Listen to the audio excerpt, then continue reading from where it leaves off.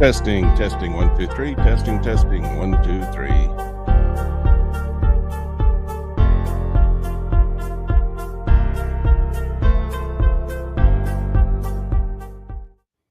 All right. Good morning. We are back. Welcome, one and all. And Merry Christmas. It's good to have you guys. Glad to be back. I've taken the week off. Trying to recover from that coronavirus thing that's been going around. I did actually test negative last Friday, but I still have just a little lingering cold going on, so we'll have to deal with that just a little bit, but feeling much better. I did go to Las Vegas. Had no corona free as of Friday. Went down on Sunday for a fun show, and I never heard so many coughing people in my whole life. It was like the wave at a football game. Sitting in that audience, and it's one guy would start to cough, and the whole audience all the way around. Almost like one guy starts it, and the whole audience would cough. The whole place, the whole Las Vegas was sick that day. But I was sitting there feeling pretty smug about myself because I knew that I was corona-free and that I was immune. I had now immunity, so I was not one of the ones spreading the sickness. And I couldn't get it because I already had it. So I was feeling pretty smug sitting there watching all these sick people. It's kind of crazy. But I'm glad to be back, and we are getting ready to watch the ponies run here. This bell's going to ring here in just a second. We got up in the upper left-hand corner, we have the S&P 500. In the upper right-hand corner, we have the Dow. In the bottom right-hand corner, we have those reversed. Switch. Bottom right-hand corner, we have the NASDAQ. In the bottom left-hand corner, we have the Russell 2000. All right. And if you remember looking at the little marquee, we were going to talk about strangling and straddling the S&P 500. So we're going to do that today. Now, I did a video last week, and it was a pre-recorded video. It wasn't live, where I went in and I was not feeling good. So I just came in and I stuck on on the S&P on a 1 minute chart. Well, it was on a 15-minute chart. I put it's kind of a straddle strangle. It's kind of a straddle strangle. I was actually I guess you could call it a near the money strangle, straddle. It was a straddle because it was almost on top of each other, but it had a little tiny gap between it. So it was a strangle. Strangle has a gap between it. Straddle, they're right on top of each other, right? Straddle, no, it's the other way around because they're backwards. If you're going to straddle something, you're going to put your foot on one side of a ditch and you put your foot on the other side of the ditch. That's a straddle. So that's how you know it's backwards, because in the financial markets, if we're going to straddle the market, we're going to put our orders directly on top of each other, which is not a straddle. So that's how you know they're backwards. I always have to think about it twice, because to me, a straddle is putting one foot on this side of the ditch, one foot on this side of the ditch. Now, I'm a country boy, so that's how we would straddle the ditch. But in the financial markets, you don't straddle the market that way. You put one order on top of the other, and that's called a straddle. If you're going to strangle the market, you put them a separate. You straddle, and that's a strangle. So a straddle is a strangle, and a strangle is a straddle. And I always get them confused. But you have to remember the way you do it, the way you remember, is that they're backwards. Okay? Whoever made it up in the first place did it wrong, and it's stuck for the whole rest of our lives. And everybody's stuck with it being wrong. So all right. Did the bell open? 7:29. Not yet. Look at that Dow. Lan, why didn't you take that arrow right there? You'd be rich beyond your wildest dreams if you'd have just taken that arrow. I know, but that arrow came before the market opened. But why is it there then if the market's not opened yet? Because we're in the futures market, and the market opened yesterday at 3 o'clock in the afternoon. Well, yesterday was Christmas. Well, it's still opened.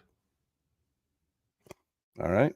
In the futures market, we trade 23 hours a day, and we open on Sunday evening and we close on Saturday afternoon. So we're getting ready. Is that the open? 7:30. There we go. Boom. It's taking off. It's starting to rock and roll. We're going to put a straddle on. Don't worry. Did it before the market opened last time. We're going to wait until the market opens this time just to see the difference. All right. This is a safe environment where we can come in here and work together and we can put things on and try different stuff. That's what we do here. This is an educational environment. I am a school teacher. I teach at the university. And so this is my lab. And what we do at this class is we come in here and we learn. All right. Everything we're doing in this class and in this environment is in a demo account. This is not real money. I'm not professing to come in here and make millions of dollars. I had some very interesting comments in the comment section. How much money you making here, Lan? How much money you losing here, Lan? I'll talk about that here in just a second. But this is a learning environment. We're here to learn. And we come in and we do it together because it's more fun to do it together than it is to do it alone, right? And I'm kind of your fearless leader out here, and we're going to try all kinds of fun things, and we're going to see what works for us. And then you guys in your own world can do what works for you best and say, well, we practiced that 100 times in the demo account with Lan online at the school, at the university, at the educational environment. And we discovered that, hey, that works pretty good. I'm going to try it in my real money account. Or, hey, that one we tried 100 times. We lost almost every time. I ain't doing that one. And so that's what we do here. That's what we do here. We try and see what works for us. All right. And we practice and we practice. And we do it the first thing in the morning because for me, the reason I like to do this first thing in the morning is because I don't generally trade the first thing in the morning with real money. Because it's wild and it's crazy and it's the wild, wild west. Bam, bam, bam, bam, bam, bam, shoot, shoot, shoot, shoot, right? And we're doing crazy stuff. I mean, the market's going all over the place. It's hard to trade. It's hard to trade, admittedly so. Does Land trade real money? Yeah, of course I trade real money. Well, why aren't you trading real money right now? Because I don't generally trade real money right now. Because it's a hard time to make money. I generally would do a lot better between my time around 8:30, 9 o'clock until around noon, 11 o'clock, 12 o'clock. That's when I generally do my best. So I let the first hour, hour and a half, 2 hours go by, and then I come in, and that's where I seem to have better luck. So, well, then why aren't you trading real money in the afternoons, like you say, Lan? Because I like to do that on my own. I don't want to sit there and have people watching over my shoulder when I'm making real money. I'm not one of those superstar kids on the internet that wants to show off. That's not what I'm here for. I'm a teacher. I'm an educator. I'm here to help you guys learn. I'm learning. Heck, you think I got all the answers? Heck, I don't have all the answers. I know all this stuff. I read it in books. Now we're going to practice it. We're going to put it to practical application. That's what we're going to do, right? And that's what this is all about. It's the lab for my university class. We're going to put this stuff to work, and we're going to see what's going on. Look at this, Russell. What's happening here first thing in the morning this is not real tradable. I mean, sorry, guys. I know you want to trade this stuff, and you want me to trade it. And you're like, Lan, get in there. Get in there. This is a fight. Fight, fight, fight. This is really hard to trade because this is just people traded their little phones. They picked up their little phones, right? Oh, I'm going to buy Apple. Oh, I'm going to buy Microsoft. Oh, I want to buy a little Amazon. But it's Sunday night. It's in the middle of the night. They can't get their orders filled in the middle of the night. So they queue them up, right? All these people, oh, I'm going to trade. Oh, I'm going to get me some Bitcoin. And so they stick them all in here. Of course, Bitcoin, you can trade 23 hours, 24, right? You can get them filled in the middle of the night. But they queue up all of their orders for their little stock purchases. Now we're looking at these are the stock indexes.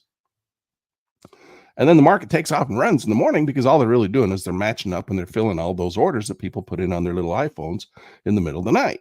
And so that's why the market goes crazy all morning. It's like, okay, fill all the longs, fill all the shorts, fill all the longs, fill all the shorts. Are there traders in here jumping in, trying to push the market one direction? Sure, of course. It's a mix up. Lots of stuff going on right now. That's why the market goes crazy. Well, we like to watch that. All right. That's why we're here. We like to watch it. We like to see if we can't, in the simulator, try and make some money doing this. It's fun. But do I do this myself? No, I usually try to avoid this with my own real money. And that's why I don't mind being here with you guys, practicing, playing, trying different things. We'll try some stuff. See if the market won't trend a little bit. First thing we have to notice is the news. And this is a quiet news day. Not a thing going on. We had not one single 3-star impact. We barely got a couple of 2-star impacts, and they've already passed 6:30, 7 o'clock, 7 o'clock. And this is UTC 7. This is my time. I'm in Mountain Time. So this is 8:30 a.m. We got the Dallas Fed Manufacturing Index is going to come in. And of course, it looks like it's going to be down again. But I don't think it's going to move the market much. The previous was 19.9, and the forecast is minus 20.5. So a little bit down on the Fed Manufacturing Index. So not going to be real bullish, maybe a little bearish on there, but it's not for us to decide where it's bullish or bearish. We're just here to trade it about 8:30 to, so we got another hour on that one before that one might even move the market just a little bit. So right now they're just filling all the orders from who wanted to get in overnight. Looks like the S&P is starting to climb a little bit. Maybe if we would have put on our straddle or our strangle before the market opened, we might be up a little bit right now. But I wanted to not put it on before the open because that's how we've always done it in the past, right? We've demonstrated this multiple times, and we're going to keep demonstrating them more and more, and we're going to do more of this stuff because we want to learn. That's how you learn. You don't learn by putting on a straddle one time. Oh, my straddle made money. That one time I put it on. Therefore, straddles are great strategies, and I'm going to put them on every day and be rich, rich, rich beyond my wildest dreams. No, come on, people. It doesn't work like that. We all know that. We're sophisticated individuals. We got to put the 1,000 of those things on and, and figure out what's going on. See how they work. See how they function. Put them on at different times of the day. Put them on after the morning bell. Put them on during the morning bell. Put them on before the morning bell. We got to do all kinds of stuff to figure out before we start trading these things with real money. If we have good luck with them, then we can start, maybe venturing out and doing some real money trades with them. But we want to try them a lot first. And one of the things about options is that we're in the futures market. And the S&P 500 is really the only index that we can put these options on. Now, we can venture out into some others. We can go out and do gold and silver and crude oil, and those guys can do options, and we can go do some over there too. But there's just only so much time in the day, and there's just so many things that we can practice, and there's just so many things we can do all at once. We can't do everything all at once, right? That's why we come here every single day, and we try something every single day, and we try something new, and we try this, and we try that. And we get some experience, and that's how you learn to trade. And that's what we're here for. We're not here to, oh, look at me. I made 15 contracts in 2 minutes and made $25,000. Follow me every day and be rich, rich, rich like me. Come and drive my cars and see my Lamborghini. And, oh, let's go through my mansion. That's not, come on.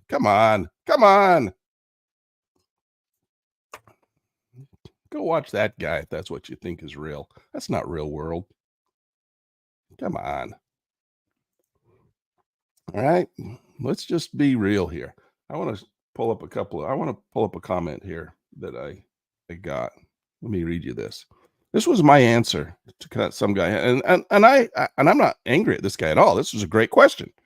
So I think I made a great answer. And so I want to read it to everybody. But he comes in, and this was the comment that he made on that video that I posted on the straddle that we did that made some money. And so, of course, it was in a demo account, and I very open about that. This was a demo account. Okay. So he says, how much have you lost? Right. As if I was bragging about how much I made on that. So I said, thank you for asking that question and for giving me the opportunity to answer.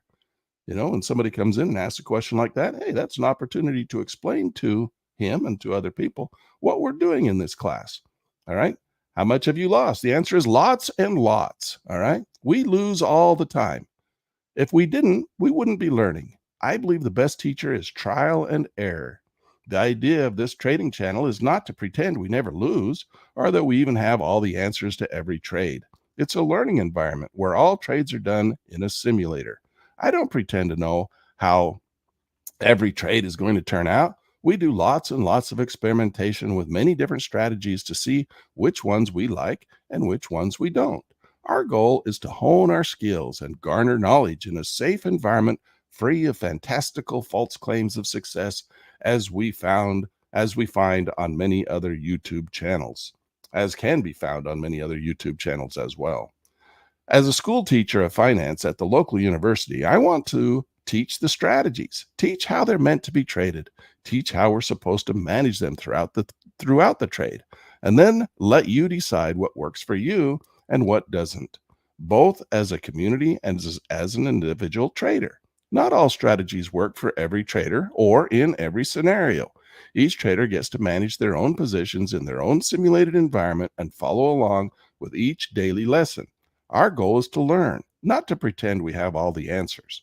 If you already know all the answers and are already making millions of dollars trading, then there is no need for you to come and join this community.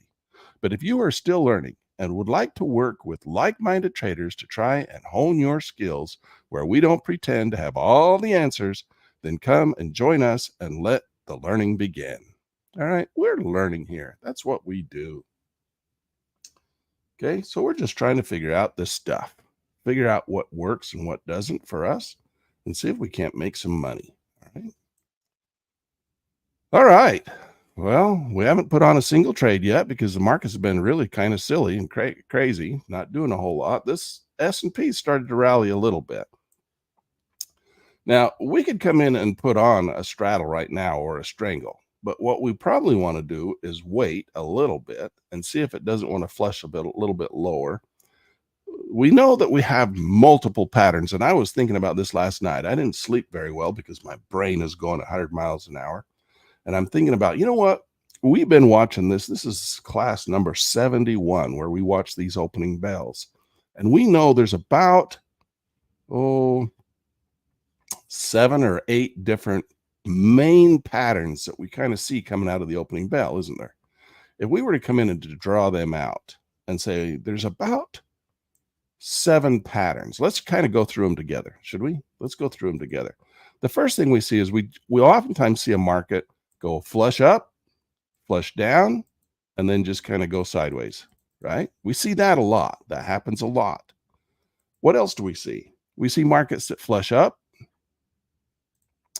We see markets that flush up and then just kind of take off and drift down for a long ways, right? We see that pattern. We see that pattern a lot. So we also see the pattern where they do just the opposite. We see patterns where that falls down and then takes off and goes up. We see that pattern. That happens a lot. All right. So we also see patterns where the market comes down, comes up, comes back, and then starts to go sideways and then starts to rally out here, right? We see that a lot. Or we see it go the other way. We see it go down, we see it go up, and then it just kind of wanders down like that. So we see that pattern a lot. Markets can only do 3 things. They can go up, then go down, then go sideways. But in the process of going up, down, and sideways, they can do just about anything you can imagine. We've seen markets just come out of the gate and go straight sideways like that, right? We see markets come out of the gate like this and then kind of go like that. So they go sideways for a little while and then they take off. The NASDAQ's been doing that a lot lately, kind of doing one of these little things, right? And then suddenly it catches and takes off. So we've seen a lot of those types of patterns. But what's the most common?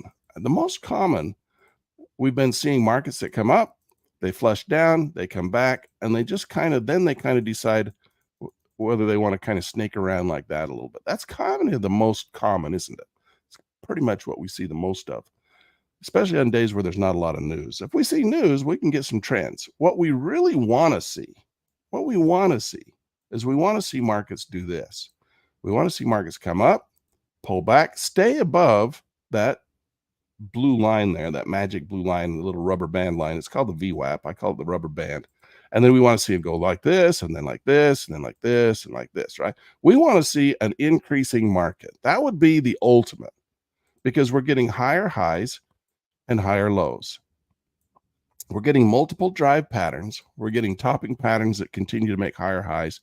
And our goal, of course, would be to buy in these regions here as the market pushes higher, and we get to trail up on these different areas. Now, the market hasn't been very strong lately. Overall, on the long-term trend, it has. If we go out to the daily chart and you look at a daily chart, let's look at the daily chart, because we need to always be looking at the daily charts too to find out where this market's been really moving. I mean, it's really had quite a move, right? But in the daily time frame, and if you go back and look at our spreadsheet of where we made money and where we didn't trade in these markets, we made good money through these time frames where these markets have big, long, straight up bars like that. We made good money. If you look at the spreadsheet, we've made good money. Where we didn't make money is through here, right? We had a really tough time this Christmas season through this narrow sideways channel. 1st of December, that type frame, we really struggled. My little spreadsheet shows that we didn't make any money during that time frame. It's hard to make money. Okay. And then we started making money again through here. Now, I've been sick, and so I've taken some time off through here. And so it's been kind of a rough December. But nonetheless, we can seem to be able to do quite well during times where markets move a lot, but we don't do very well when markets go sideways. That makes sense, right? It's logical. So we need to be mindful of that and be mindful of when it's time to trade and when it's not. We know of seasonal events that occur that cause markets to rally and when they don't. And one of those events is when, of course, Christmas time comes and the big traders, all those big traders who push the markets around a lot, they they come in and then they've met their bonuses, and so they don't trade because they don't want to lose their bonus towards the end of the year, because a lot of big traders like that are sitting on prop firms and running big hedge funds, and they don't want to trade and take the chance of losing their bonuses. So just the guys who are left over who haven't reached their bonus are the only ones trading. So a lot of guys will sit out through December, and that's what causes these flat markets. But we've also had some good news come in. We've had some news events that have caused the market to rally during this time frame. Keep that in mind. And so now we've got also some neutral market coming in here, right? And now the market's starting to rally out of that neutral market once again, and we're looking for the market to be a little bit bullish. And so there's the possibility we could see some additional rally out of this thing. This thing's really kind of on fire over the longer term period of time. And so our long-term investments, our stock investments, where we just kind of holding on to maybe some Qs or our IRAs or stuff, they're really rocking and rolling. I mean, this is the previous high. We broke that, and we're now up here making all-time new highs. This is really a good market. So we're real happy about what's going on in the long-term investing, and we need to keep that in mind as well. So now we come back, and what are we going to see over here in the S&P? Because our goal at this point, of course, we want to see if there's not an opportunity to do a little day trading, but the market's being real choppy. It's not making good trends. We could probably have had a couple little scalps in here, maybe on the Dow, trying to capture some of these pullbacks for a couple bucks, but those really hard trades to try and capture just that little bit of a move there. We kind of want to really catch a trend, and nothing looks really trendy right here. You can say, well, the NASDAQ land, okay, well, you've had a couple little pullbacks. We got a little pullback coming in here now, another little red pullback on there, a couple little bumps where it tried to push higher, but nothing really exciting. We could try to have gotten into those and trailed up on those green dots. Yes. And there was the opening bell. We had a couple little stabs where it came back and stabbed it and took everybody out. Let's see if we can't get a little bit of a trend here. It looks like the Dow maybe wants to run. It's trying to break above its previous highs right here now. But I want to get that straddle on, and I want to find out where to put it. Now, usually we'd just kind of put it on before the market opens, right? And maybe had we done that, we'd have been right down in here and we'd have done a good job. But we already know that. We've done that, 4 or 5 times, 3 or 4 times we've had straddles that we put on before the market opened. Let's put one on after the market opens. This market looks like it's getting ready to do one of those patterns that we talked about, right? Where it's coming up here and it's going up, and it looks like it wants to flush back down. How far is it going to come? Is it going to do a full flush? It looks like it's getting ready to flush right now and break those blue lights. Does it mean it's going to come and do one of these? Maybe it's going to come up, going to pull back, and then rally again. That would be nice to see, right? Or is it going to come up and going to come down here and fall a long ways? We don't know. So we could play it a number of ways. We could just come in here and put on a put option and say, well, we're just going to buy a put option and we're going to look for the market to fall. We could do that. But what if it just comes down a little ways and then turns and starts to rally again? Well, then our put option would lose money. So we have to decide what we want to do here. So let's put on that straddle that we talked about. Okay, let's just come in here. And am I advocating it and saying this is the best thing you got to do? Oh my gosh, everybody, you got to put on straddles and strangles and you'll be rich, rich, rich beyond your wildest dreams. No, of course not. I'm not saying that. I'm saying let's learn. Let's learn. Let's learn what a straddle is.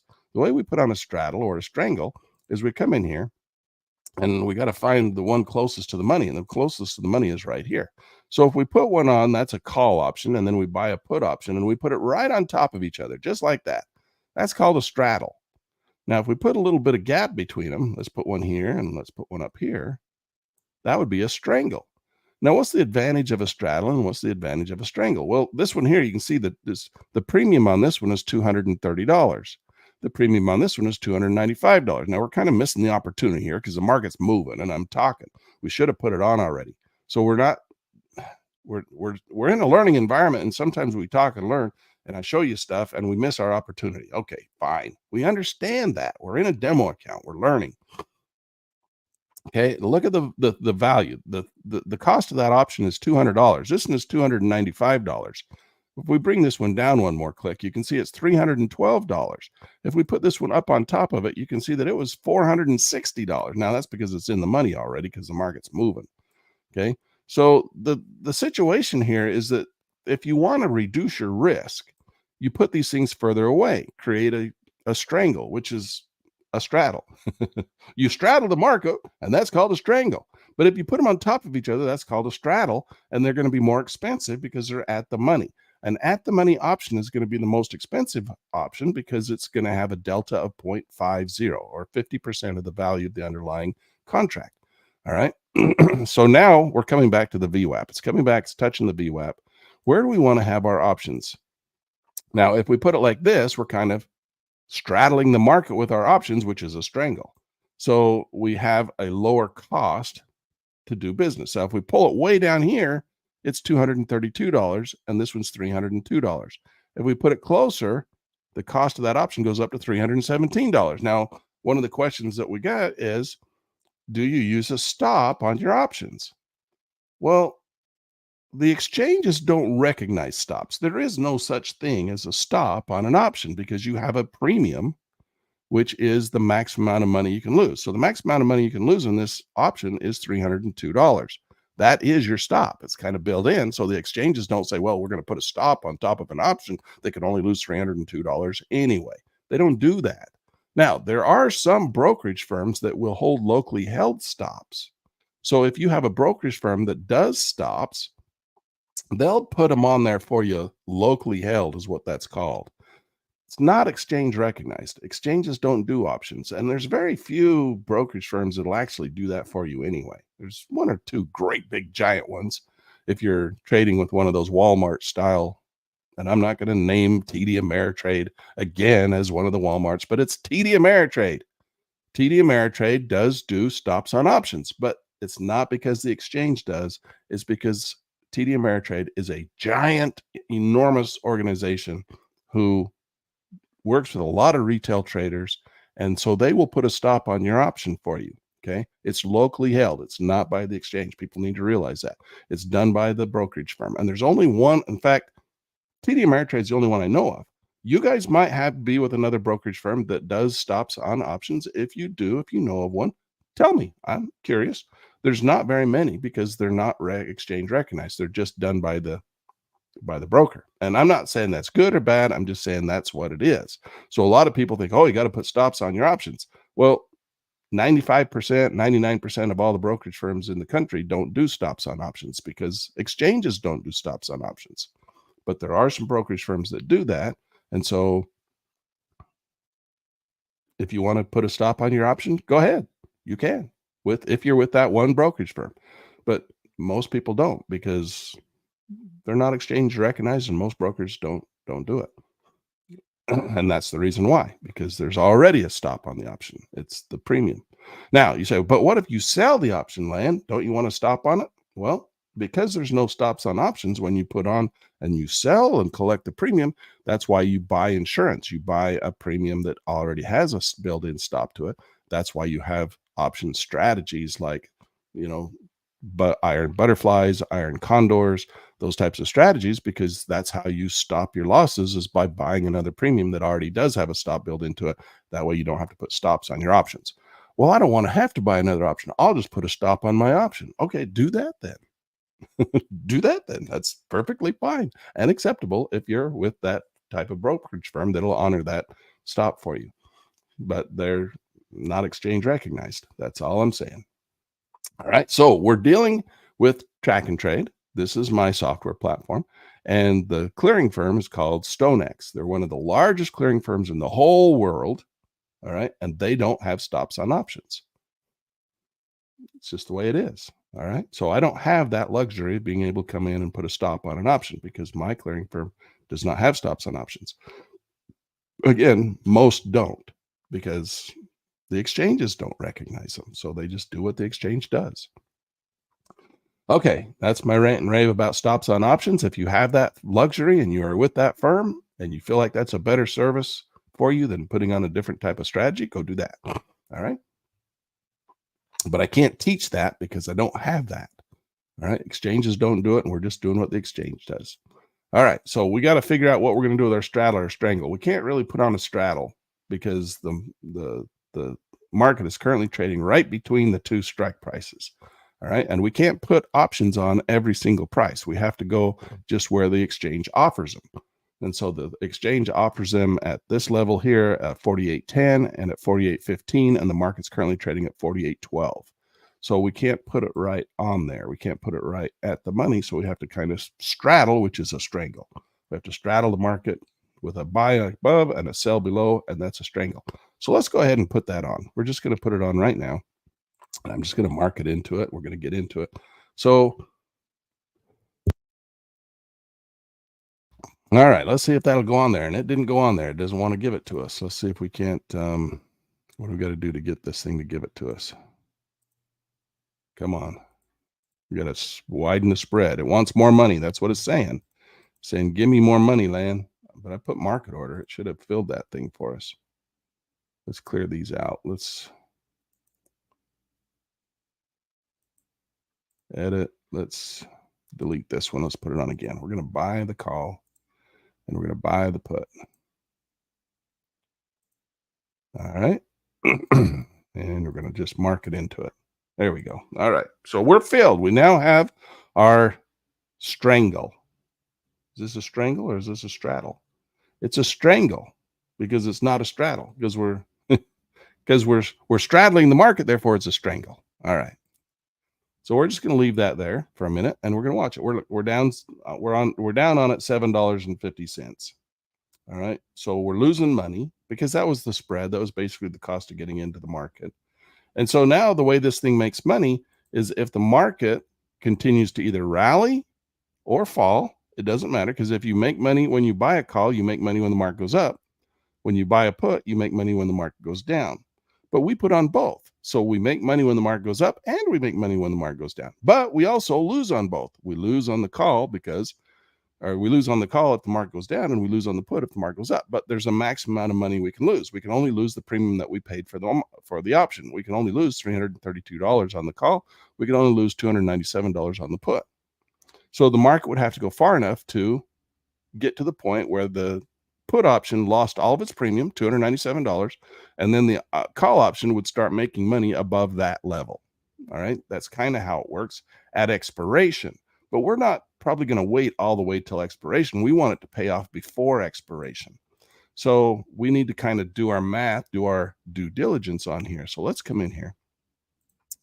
We'll pull it in a little tighter. That's a 5-minute chart. Let's see if we can get our expiration. There it is. All right. So if we got $332 and we got $297, you can see these numbers over here on the left-hand side of the screen. Let me bring myself over here. Get out of the way a little bit. All right. So this is on the left-hand side of the screen. We got right here on the right-hand side of the screen. This is where we've got the expiration time frame. This is where we're going to, the market is going to expire. So these options are going to expire because we did 0 DTE, 0 days till expiration. All right. And we've got the down here in the lower window, we do have the options chain. And I didn't even bother with the options chain today because I knew what I wanted to do. I knew I just want to put them right here at the money. We could have come down here and looked at this, but this is important for us to look at now because if we want to look at the call and the put, let's go look at the calls. We can see that the call has a delta, and the delta is important because it's telling you how much money the market is making or the option is making based on the underlying commodity or the underlying index at this point. So you can see we're at a delta of 0.51. So at a delta of 0.51, that means we're making half or 50% of the value of the underlying index. So if we were to come in here and buy a contract, let's say the contract went from here to here, that's $350. Well, the delta of the option is at 0.51. So that means that the option would only make half that, $150, $125, right? With a delta of 0.51. And that's the same with the put option. The put option would only lose half of that value because it's got a delta of 0.5. Well, let's go look at the calls because the put's going to be a little bit different because it's further away. So we'll go look at the put, and the one we got has a delta of 0.40. So it's going to lose only 40 cents. So it's going to maintain some value. It's going to have 40. It's going to lose 40 cents while the call option is making 50 cents. That's called convexity. Convexity is the difference between the movement of the call option and the put option against each other. And as a market moves in this direction, let's try and make this a little simpler. So as the market moves in this direction, the call options delta is going to increase. It's going to start out at the money at about 0.50, half at the money. And then as the market rallies, the delta is going to increase on that call option. So the increasing delta makes it so that it starts making more money as it starts making money. As it goes further in the money, it makes more money, okay? So it's in the money, it gets a higher delta, makes more money.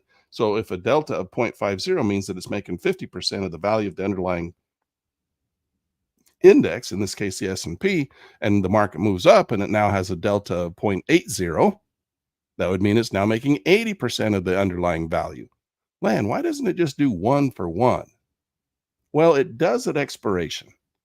It does at expiration. But because you have two kinds of value that make up your options value, you have intrinsic value and you have extrinsic value. Remember, we talked about that in class. Intrinsic value and extrinsic value. Intrinsic value is the amount of money that the market or the option is making between where you got in and where the market's currently trading. And if it's trading in the money, right, you got in here, you have the right but not the obligation to buy the underlying stock at this price, and the market moved up, well, that's intrinsic value. So you have the difference between where you can buy it and where the market's currently trading. In that case would be $287. That would be your intrinsic value. But we don't have any intrinsic value right now, right? There is no intrinsic value because the market's actually trading at the same strike price or just a little bit below, actually, where we have the right to buy the option or buy where we bought our option. So we have the right, but not the obligation to buy the underlying index at that price. What price? 48.15. Well, it's trading at 48.15, 48.14. It's trading right here. So we don't want to exercise our right because it's not going to do us any good. We have the right to buy it right where it's currently trading. But if it were trading way up here and we have the right to buy it way down here, that would be a good thing, right? That gives us the right to buy it down here, even though it's trading way up here. So that's the idea of an option. So that would be intrinsic value of between where you got in, where you could buy it, and where you could buy it if it was trading up there. That would be your intrinsic value. Okay. And you'd make money doing that. That's why you do it. All right. So the thing about this, where was I going with this? Convexity. All right. Back to convexity. Convexity tells us that as this thing increases, the delta increases. But that means on the opposite side, the put option, the delta decreases. All right. So as we start to lose money on the put side, the delta decreases. It starts to go down. So that means it starts losing money more slowly, while the call option, if the market rises, would start making money more quickly. That's what's really cool about options, is this convexity idea. That's why I keep coming back to it, trying to explain it. And it's a little bit complicated. So I try to run over it multiple times because that's what makes this strategy in particular, straddles and strangles, that's what makes them make money. It's the convexity. It's because you have to have enough time and enough movement in the market that one option can outperform the other and have the convexity of delta increase in your favor versus decrease in your favor on the losing side. All right. So you need to have delta increase in value, go up, okay, from 0.50 at the money to maybe 60 to 70 to 80 to 90, to where you're making more money faster than the option on the other side is losing money. but it's going to start losing money more slowly because delta is going to work in its favor to help it lose money more slowly. So you have to have kind of an explosive market that kind of pushes that up. And that's how you make money before expiration. Now, how you can make money at expiration? Well, everything is calculated at expiration because at expiration, all the deltas go to 1.0, same as the underlying stock. So it's easy to calculate, right? The underlying, how much money the market's going to make at expiration, because we can calculate how much the market's going to make very easily. We just drag our dollar calculator and say, well, if the market was right here at expiration at that time at the end of the day, we'd make $662. That's not the option. That's the underlying stock, the underlying index. The index would be at $662. That would be our profit if we bought it right now and it closed out right there at the end. Well, that's the same as the option, because the option's delta will go to 1.0 at expiration. Okay, goes to 1.0 at expiration. And that's why you can lose $297 if you're wrong. And on the other side, if it's above this level at expiration, you're going to make $662, right? That's the idea. But the market's got to go up there. If it doesn't go up there, you don't make it, because you have a cost of doing business. What's the cost of doing business, Land? Well, it's the cost of the 2 premiums that you paid for the options. You have to pay for those. All right. You had to pay for them. That's why oftentimes we talk about collecting premium, right? We'll sell these to somebody and we get to collect the money. So whoever sold us this straddle, this strangle, they collected 3, 4, 5, 6, 630, what, 600, around $630. That's how much they collected on us. They sold us this. They collected $600. Now, if it starts to move in our favor and we start to make money, that guy's got to give us some of it back, right? That's the idea of selling premium. You get to collect it all, but then if the other guy starts making money, well, I got to give some back. Oh, I got to give some more back. Oh, okay. You're making more. Oh, I got to give some more back. Oh, what? Now you gave me $600. Now I have to give you some more back. Now, oh, no, now I'm not making so much money myself, right? I have to give it all back because that guy started making money. So I have to give all my money back. And then what if he makes more money than what he gave me? Now I lose money. Now I have to start giving him money out of my pocket that I'm losing, right? That's the idea. You got guys on both sides. You got one guy making money, taking in the money, another guy paying the money out. And so there's got to always be 2 sides to every trade. And so in this case, we're the long side. We bought. So that means that we had to pay the premium in hopes that the market would move in our favor and we would have convexity in our favor, and that the market would move fast enough that it would outperform convexity of the other side. And the premium that we paid for the put option in this case, because the market's moving higher, would then lose money at a slower rate, faster rate. Actually, we wanted to go faster. We wanted to lose at a faster rate than what we're making, than what we want to make money faster than we're losing it on the downside. That's what we want to do. Okay, we're still down $22 on this thing, and it's starting to move in our favor, but that's because we're losing it on time value as well. So the march towards expiration, we're losing time. I know sometimes it seems a little complicated, but that's all the different workings that make these options work. And so that's why, there's no one size fits all answer to everybody and just say, oh, come and do straddles and strangles and you'll be rich, rich, rich beyond your wildest dreams. You want to understand how these things make money and why. And sometimes it's a little complicated when you start doing 2 different things. But the simple form of it is that we bought a call and we bought a put. If the market goes up, the call will make money, but the put will lose money. The put can only lose $297. So if the market can move high enough to outperform the $297 loss, then it can start making money, right? But if the market will get explosive, we have implied volatility, and implied volatility will shoot the price of that market, that option up really fast, and we can make money more quickly.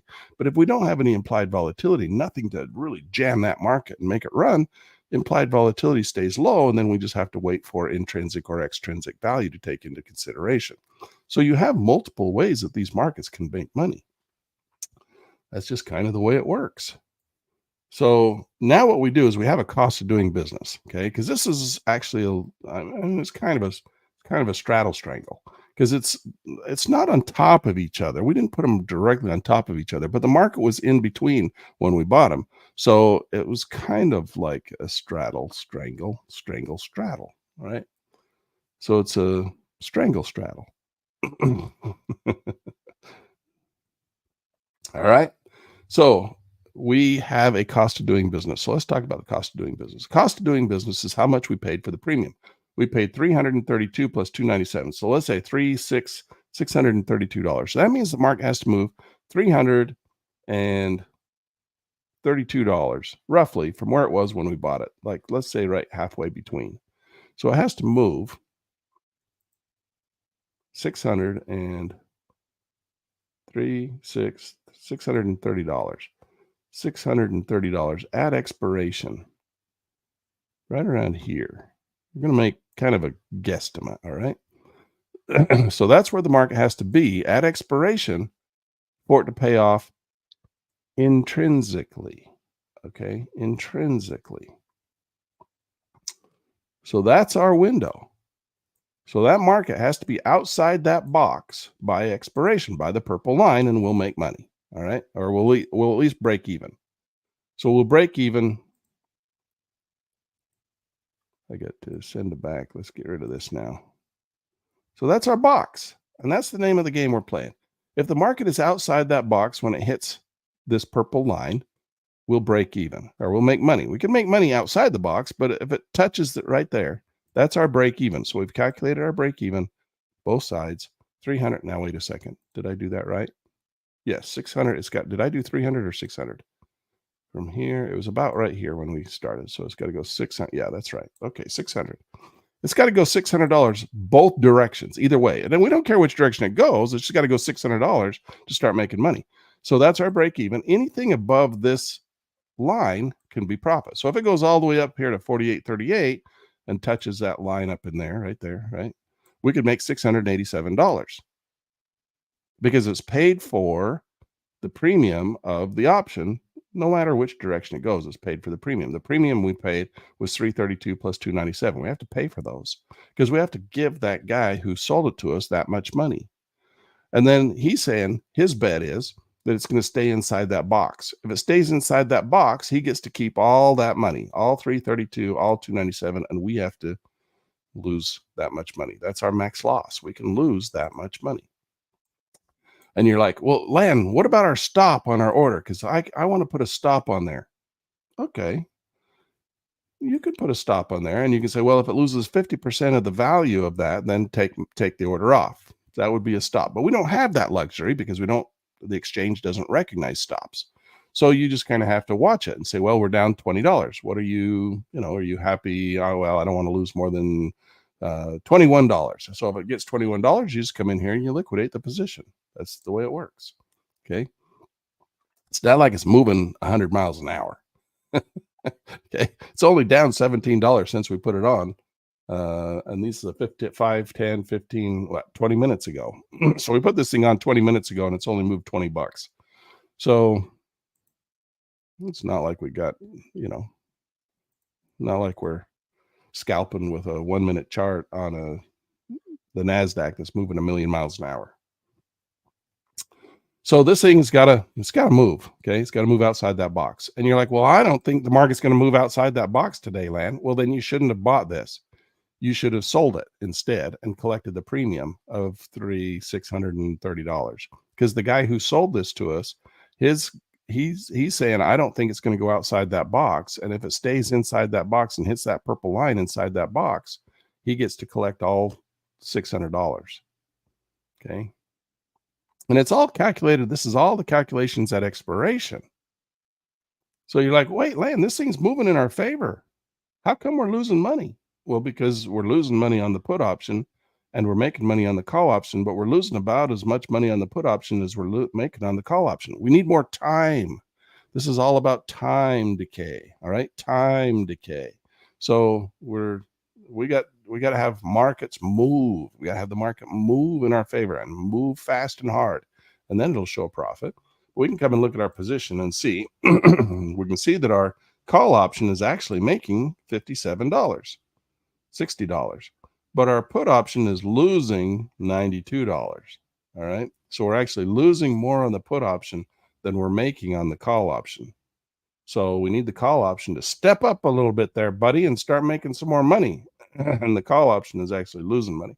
Now the call option, the further this goes, the delta will increase on the call option, right? Remember, the delta will start to increase as this moves in our favor, and it'll start making money more faster. And then the put option will start losing money more slowly. And that's bad in this situation. We don't want the put option to lose money more slowly. We want it to lose money more fastly. Okay, but it doesn't. It lose it more slowly. So we need the call option to outperform the put option, and then that's where we can make some money. Right now, the put option is outperforming. It's losing faster than the call option could make it. So that's why we're losing. But at expiration, it's got to be outside that box. You're like, well, I don't think it's going to leave that box land. Okay, well, then you should have sold it instead of bought it. And that's the difference. If you think it's going to stay inside the box, you sell the premium and collect the premium. You think it's going to leave the box, move out of there, then buy the straddle, buy the strangle, and then it'll move outside there and you'll make money. So that's the game you're playing with when you're doing straddles and strangles. You're just draw the box, and then that's the difference, whether it's going to be outside the box or inside the box. And that's the game you're playing. Okay, everything we do in the stock market is just a circus game. And so we're here to we're at the circus and we're playing the circus games. Do you think you're going to be able to stay in the snaky thing's going to stay inside the box, or is the snaky thing going to leave the box? And then you put money on it and see whether you're right or not. You just have to wait till the end of the day and see what happens. If it goes outside the box or takes off really fast towards the edge of the box, that scares everybody. If it takes off like a rocket ship, then it'll show a profit and you can take it. Hurry, take it while it's making money. You can do that. And so that's what I did last week with that option. Is I come in here and I said, liquidate the multi-leg. And I come over here, and what I did is I looked at this little net loss thing here and I changed it to a net profit. So if I liquidate right now, I'm going to lose $37.50. Well, I don't want to liquidate it right now. I want to put a limit order on there to take a profit, just like we do when we're trading with a contract. We put a target price out there and we say, when it makes this much money, take it off the table, right? Well, we can do that with options. We can't put stops because it's got a built-in stop.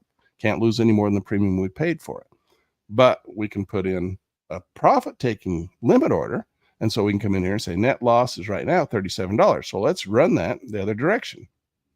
Let's say when it makes me, and I'm going to run it up there. See these numbers over here? When it makes me, and that's 3%, 4%, 5%, 6, 7, 8, 9, when it makes me 10%. And that's what I did last week in that other video. I said, when it makes me 10%, take it off the table. And then I did 5 of them, right? So it only makes 10%. So when it makes $65, take it off the table. Now we have to take commissions and fees into consideration. So that's going to have to take commissions and fees out of there. So let's run it up a couple more bucks so we can cover commissions and fees. We want to make $65. We want to make that much. We have to pay our commissions and fees. That would be a net profit of 11%. Okay. If we're happy with 11%, we could do that and we'd take it off when it hits $70 in profit. We're currently down $42. So it's got to come back to profitability and then go profitable, but it's moving in the right direction. So there's the possibility that we could make 70%, $70 or 11% on our trade. And if that's the case, we're happy with that. And that's what I did before. And then I just did 5 of them, right? I came in, bam, bam, bam, bam, bam, bam. I said, if we're going to make 10%, let's make 10% on 5 different options. And so that's what we did. We're just going to do one right now because we only have one. So we're just going to come in here and we're going to say net profit, 11%, $70, place our order. And that puts a little marker right there on the screen that shows you, that's why it's yellow. It's saying, well, we got a limit order on there. And as soon as that reaches a certain profit potential, we'll just take it off for you. Okay, now you can go make your eggs or go back to bed or whatever you want to do, because there's nothing you can do at this point, but just wait. Wait for time to decay on the one. Wait for intrinsic value to increase on the other. You want your convexity to increase on the delta. You want the market to move all over the place. If the market doesn't move, you're going to lose money. Okay. There's no sure things in the market. But if it continues to rally, it could get up there high enough that it could make 10% before it leaves the box. All right. It doesn't have to leave the box to make the 10% because it can start making a profit inside the box if it'll move fast enough. That's the whole implied volatility. That's why I generally like to put these things on before the bell, because then you get that implied volatility in the morning as the market's jumping around. But I wanted to example that, say, okay, let's not put it on before the bell because we've done that every single time so far. Let's put it on after the bell and see the difference. Well, now we're seeing the difference. Okay. We're seeing that the implied volatility has gone by. It's kind of calmed down a little bit. And so that we didn't have that working in our favor. And so it's not as good a deal. We don't know. Maybe we'll see. We're still down 50 bucks. Market's moving in our favor. It's breaking out. It's starting to rally on that call option. It's just not moving fast enough to make more money than the put option is losing. So the put option is now down $100 and our call option is only making $60. Well, that sucks. Yeah, it sucks. I didn't say I didn't invent this thing. It is what it is. Okay. That's what it's got to do to make money. Do we want to do these all the time? Probably not, especially not on days where there's no news that aren't going to move this thing. Probably want to sell them on days where we've talked about that in the past, right? On no news days, we probably want to sell these things, not buy them, because the chances of it leaving that box. Remember, we've got where did it go? Right here. We got the probabilities of this market staying inside that cone of probability, right? The cone of probability is during any span of time, 68.2% of the time, stock prices will fall plus or minus 1% standard deviation of the average, whereas 95% of the time it's going to stay inside that standard deviation. So you need some kind of catalyst that's going to push it outside. We got a catalyst that's going to push it outside of there, all right? And so no catalyst, market doesn't move. So we just let that one run for now. We just let it sit up there in the left-hand corner, and we can come down here and we can look at other markets. So look at that NASDAQ. We were kind of thinking maybe the NASDAQ would have an opportunity to rally. We draw the line across there, and we thought, well, if it breaks above there, we could get in, but it didn't go very good, did it? It's kind of dead. Now, we got a nice run up here on the Dow. It kind of went sideways, kind of went one more little dead one. And so how did you know that was going to be the one that was going to take off and run? It tried it once, tried it twice, tried it 3 times, tried it 4 times before it finally ran. Well, you don't know when it's going to take off. All you can do is say, well, I'm going to try every single one and see which one's going to take off, because what if none of them take off? It just sits there and goes sideways. You just sit there and get caught in each one, right? At least these went at least far enough. You could have probably got to break even on each one of them, and then finally maybe on this one caught it and run. But that would have been a tough trade. It would have been a tough morning. You'd have been struggling a little bit with that morning. So what I like to do is I like to wait for a market to move. I like to see it rally and then give us, once we get a nice, good, solid 5 bars or something, 3-4 bars is generally what I like to see. Then I like to see a little pullback. And once it gives us that little pullback, I like to see the run, the next rally. So the little ABC pattern. Problem is, these are Heikin-Ashi bars, and sometimes Heikin-Ashi bars hide the little pullbacks. So if you turn Heikin-Ashi off, you can sometimes see a little bit better where the little pullbacks are. And this one never really did pull back either. Just kind of maybe right in there was the best we got, but it never did really hesitate much. It got lower, kind of got a equal high right in there. Let's bring this up where we can see a little better, trying to look at it. Kind of really, that was more of a broadening pattern, wasn't it? Just kind of went up like this, and then it went down. I hate broadening patterns. Never really gave us an opportunity to get into this run. Once it took off, it just took off. We're getting a little bit of a pattern here. This is a little pattern. We could try and take a long here, but it's already run so far. Usually we don't see another big takeoff out the top without getting a little bit more of a pullback back to around maybe that red line, and then a rally down, and then a pop up, something like that. I don't know. I have to wait and see. We can watch it.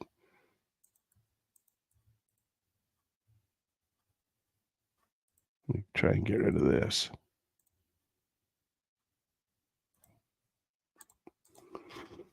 We'll see if it won't pull back and give us an indication that there's a chance it might come back down here and then start to go again. But right now, I'm not real happy with it.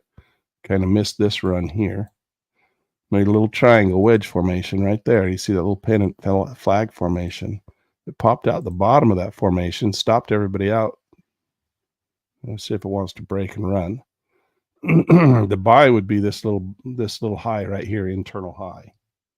So if it broke above that, you could buy there. But a lot of guys are going to want to buy back down in here for a continuation of the uptrend, right? To buy a little bit lower. So you could start with 1 if you wanted to try and take this one. Oh, what did I do wrong? Oh, we got the wrong. Oh, I missed. Crap. I didn't have my ATR on, and I had those set to trail on the ATR. So, well, I don't want to chase it. I don't want to chase it, but now it's breaking up there. I wanted to be long right there as I broke out that little channel.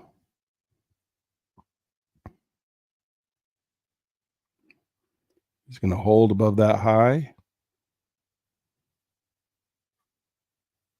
Let's go ahead and say hi to some people. We got some people in here. Matt's here. It's nice to see you, Matt. Great to see you. Took my week off last week, and I actually tested positive for corona on Sunday and tested negative for corona on Friday. So Sunday, Monday, Tuesday, Wednesday, Thursday, Friday. My girlfriend tested positive for corona on Monday and tested negative for corona on Friday as well. She has no leftover whatsoever. She doesn't have a stuffy nose. She was on Friday. She was just like, I feel 100%. And I was like, no, I'm still got a little stuffy nose. I'm sure I still have it. She goes, well, let's test anyway. All right.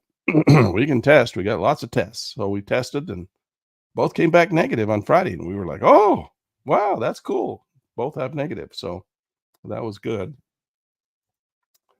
I don't know if you had any lingering residual long COVID after you tested negative, Matt, or not. Michael Bruce, great to see you, Michael Bruce. Hey, I love that image you got on there.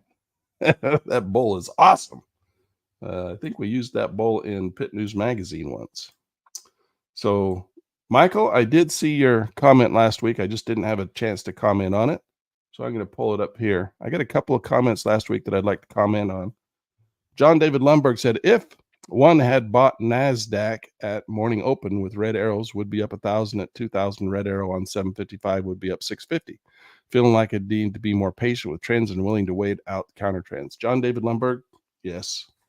It seems to be the longer the longer trends, the money is in the longer trends if we can get in there. That's like why I like to do the scalp and trail.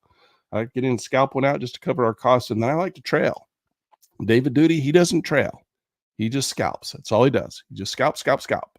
I like to try and catch those trailers because sometimes, man, that's where you make all your money. You can do a bunch of scalping, have a bunch of break evens.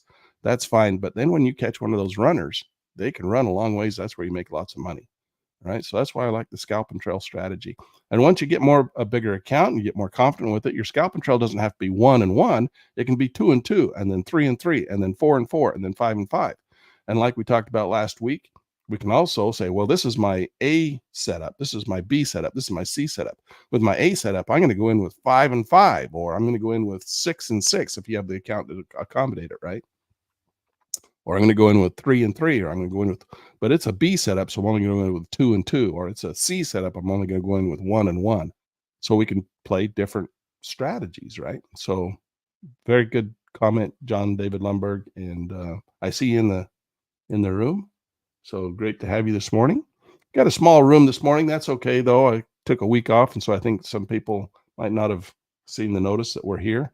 We're back. We're going to try and stay every day this week, and then I've got a family reunion next week, so I'll probably take a few days off next week as well. So kind of that time of year to be not as consistent, and then we start our classes up in January, and then we'll be very consistent every single day as we go through the new semester. So Michael Bruce, Land, it's me completely understanding the Elliott wave and Fibonacci effect to the point where I can spot, label, and trade the strategy effectively. I caught an A wave, B, and a C drive on the NASDAQ. Very cool. Proud of you, Michael Bruce. That is awesome. So people who don't know what Michael Bruce is talking about, Michael Bruce is talking about in the playbook, stock market playbook of strategies. You can get this on Amazon. This is my book, and I talk about the Elliott wave and the Fibonacci sequence, and I talk about how we count the waves. So A waves, B waves, C waves, and then we have um, fractal waves. So we have A1, A2, A3, we have B1, B2, B3, we have C1, C2, C3. And so if we can label those and keep an eye on those and know where markets are at in their wave counts, we can have a better way of kind of figuring out the probabilities. And that's what it's all about. It's about the probabilities. And so that's what Elliott wave and Fibonacci are. They're kind of the foundation of everything that we build our trading strategy on. If you don't understand the foundation, you're building your strategy on sand, as they say, right? We needed a strong foundation, and the strong foundation of building a strategy is on Fibonacci and Elliott wave. And so Michael Bruce is saying he's kind of figuring that out and getting that down. So proud of you, Michael Bruce. So I wanted to just kind of let you know that I did see your comment, and didn't want you to think I ignored you, but I was not feeling very good last week, and so that was the way last week turned out. We got Tom Howard in the house. Nice to see you, Tom. Great to have you in the room. Hope you're still here. And then we have Kurt Schwartz. Good to see you, Kurt. Glad to have you in the class. And then we got Bruce R. Nice to have you here, Bruce. Of course, we said hello to John David Lumber. Great to have you, John. And then B. Taylor. Good to have you, B. Taylor. We're missing a few guys that we generally have. We had a few guys drop off. Hopefully they'll come back. And those of you that we got a lot more guys in the room than what's saying hello here. So if you guys want to put your names up there and say hello, we'll make you famous. Say hello to everybody. But for now, we're just kind of watching the market. We're going to see what's going to happen here with our straddle over here. And we're going to watch and see if there's not an opportunity for us to take a position. We're going to have to turn on. I'm going to turn Heikin-Ashi back on. Oh, look, our Russell's starting to break higher. Matt, if you're still here, are you trading the Russell? Did you get a trade off this really quiet market today? I'm going to come back up in here, bring Heikin-Ashi back on. And so that breakout on Dow that we were looking at failed anyway. So we were looking for it to break that high right there, and it kind of popped and ran. I thought maybe we'd get something out of it. It would have been a scratch trade, or maybe even a little, well, if we'd have got in where we wanted to, which is as it broke out that line right there, we'd have probably got maybe up to a scratch trade. But then it flushed, came back down, hits that 21 period moving average. A lot of guys buy right there. And remember, that's an advanced strategy to buy on that bounce off that 21 period moving average. That's an exponential, and then it starts to rally once again. But how many times have we tried that and had it come down, hits that exponential, we'll buy it, and it just keeps flushing. So you got to remember, you're catching a falling knife if you do it that way. So generally what I'll do is I'll wait for it to break above the previous high and try and get in right there as the market starts to rally. That's what I like to do. And so we've got our heinies handed to us a bunch of times trying to buy on that 21 period moving average bounce. So you have to just take that with a grain of salt. It's an advanced strategy. A lot of guys will do it, but it can be dangerous because the market is coming down. So at this point, we got this market's coming down, breaking lower. This might be a sell right in here. We could take a short position and look for it to come back and maybe come back and test that rubber band, right? But right now it's just kind of going sideways. We don't have any real catalyst. We don't have much news. I got a little Sunday school lesson for you. I might as well pull it up and show you that little Sunday school lesson right now. It says you must have a fundamental catalyst. All right, this is our Sunday school lesson for the day. You must have a fundamental catalyst. No catalyst, no trend. No trend, no trade. There must be something that's driving the trend. And in this case, you can see you got the Fed in there, tap, tap, tap. You know, the Fed is supposed to be blind, but we all know they're not. But the Fed is something that moves the markets, right? Last week, or I guess it was 2 weeks ago, we had a massive move in the market because the Fed said that they were not going to raise interest rates and that they might possibly lower interest rates coming into the coming year. Now, we're in a political year, and so the Fed is going to, we all know the Fed is very much leans towards the current administration. So the current administration is somebody that they're going to want to stay in office, so they're going to do what they can to help them stay in office. So by lowering interest rates, that would shoot the stock market up, and then that would help the current administration look good to the eyes of the voters. Oh, the market's doing really well, which it is. I mean, the market's doing really well right now. So that's helpful to the current administration. We're in a political year, so we're in an election year, right? And so whatever people who want that administration to stay in, if they have any kind of control, they're going to do what they can to help the markets do what it can do to make that administration look good, so people will want to vote for them. And it's the same with the other administration. I'm not picking sides here. I'm just telling you that's what happens. You have politics involved in the markets, and if you think politics are not involved in this markets, you're delusional. All right, these markets are so manipulated, it's unbelievable. We talk about that all the time. So if you are not familiar with that, you need to go subscribe to Pitt News Magazine. Pitt News Magazine is our magazine. It's our community magazine. It's how we stay in touch with each other. It's how you support this channel. It's how we support you, right? We write all these great articles. You can listen to them. You can, let me get me out of here. You can listen to them. You can read them. You can watch them. Oftentimes we have videos that go along with it. This Pitt News Magazine, and we oftentimes have articles in there talking about how these markets are manipulated. And we teach you about that so you can take advantage of these manipulations and understand the manipulation that's going on so that you can take advantage of that, because they are definitely manipulated. There's no punches there. These markets are manipulated by the big players. All right. And so we teach you how they manipulate these markets. And of course, during the political environment, they're going to manipulate them to help the candidate that they like. Okay. So go subscribe to Pitt News Magazine. There's some really great articles in there about, market manipulation. We talk about it all the time. You can listen to them. Each article has audio. You can read them, and many articles have video. And right now, one full year is only $1. You get the whole year for $1. Okay, one whole year, and you just have to use the coupon code LandLive-$1. Go to pittnews.com. Go to the website pittnews.com. Sign up for that. LandLive-$1. Get the whole year for $1. All right. Great information. All right, that's my Sunday school lesson for today. Well, that market didn't drop out the bottom like we were anticipating either, did it? It's just going sideways here. It's making a longer triangle wedge formation, so let's draw that in here. We got a pattern that's coming across this way and up this way. Right now it's a little short on the bottom side. So we'll just sit and watch this one. Oh, look over here. This market's starting to move a little higher on our straddle and our strangle straddle. Still got our pending orders. You can see it's pending to close.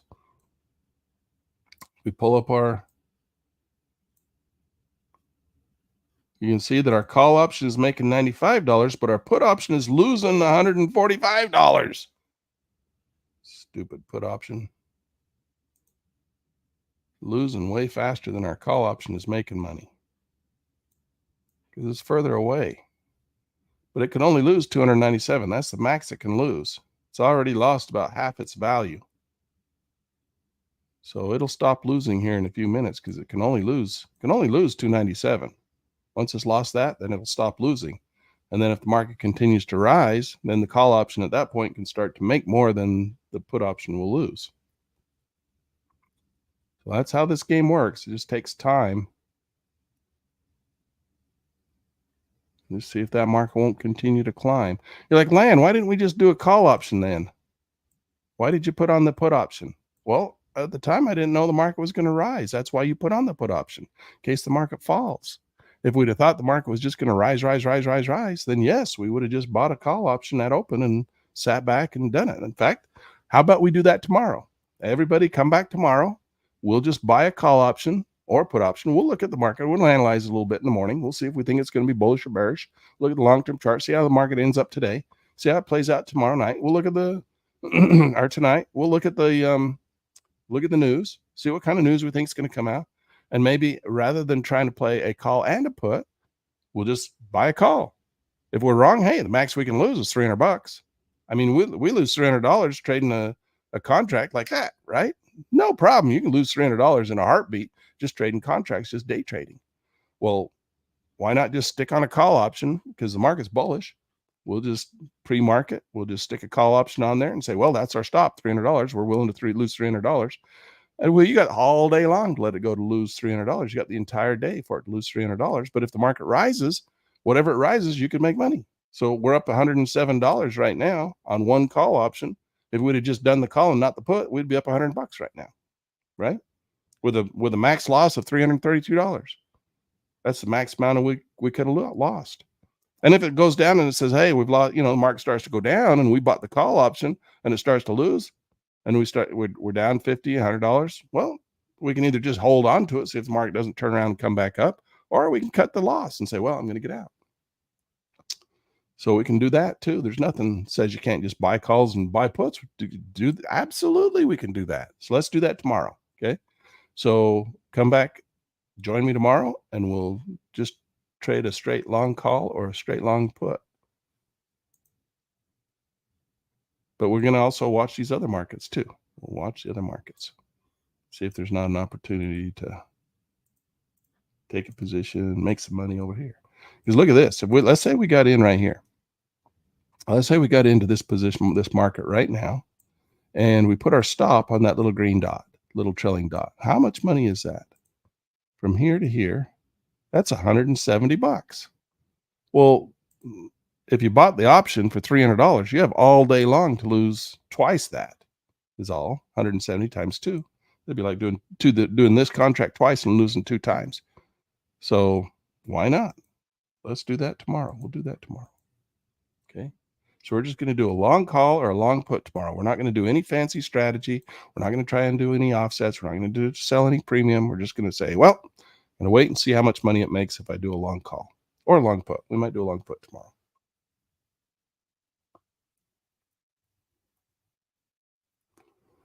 All right. Well, we're not going to stay on here all day long waiting for this option to make money or lose money. So I'll let this run throughout the day, and I will keep you informed, and I will let you know tomorrow how this option turns out. I do want to show you. I did put on some other trades during the weekend or during the week while I was not feeling good. I still traded, but I traded in the demo account. I traded some real money accounts too. I traded some of my real money and did real good. I had 3 winning days last week in my real money account. But here's my demo account. This account here. And so, we keep track of some of the things that we do. So this was our Corona week.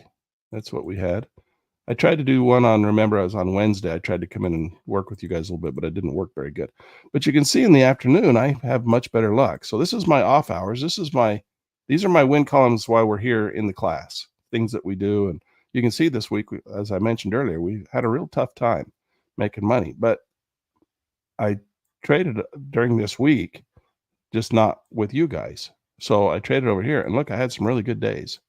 So I had some really good days. Again, like I said, I generally do better starting around 9 and going till 11 to 12 o'clock. I do better. And so I'm going to go and do that today, put on some orders. I'll probably sell some premium because it's a quiet day, and probably do that. I'll do that with real money. But you can see we've had a good month here. We're up 6,200 off hours, but on hours we're down 2,900. So you have to take both, I guess, with a grain of salt. But that's how we're kind of running out December. I haven't had a single day where we met our goal during our morning session. All right, guys. And then just to quickly look back at November. November we were having a much better time. October, we had a really good month in October. September, we only had one losing day the whole time. So that was really nice. But I think I was combining back here in these days, afternoon session with morning session. And I teach classes in the afternoon too. So sometimes we'll add those in here. But for now, I decided to break those apart and just show the afternoon session and then the morning session. So we'll see how things go. All right. All right, guys. I think I'm going to let you go for the day, and I'm going to keep track of this little straddle and strangle, and I'll let you know how it turns out. And I'll tell you tomorrow. We'll put that on our spreadsheet tomorrow, and tomorrow we'll just trade straight up calls and puts while we also look at the other markets to see if we can't take some contracts. And if you have any questions, please let me know. And it's good to see you guys in class, and we will see you next time.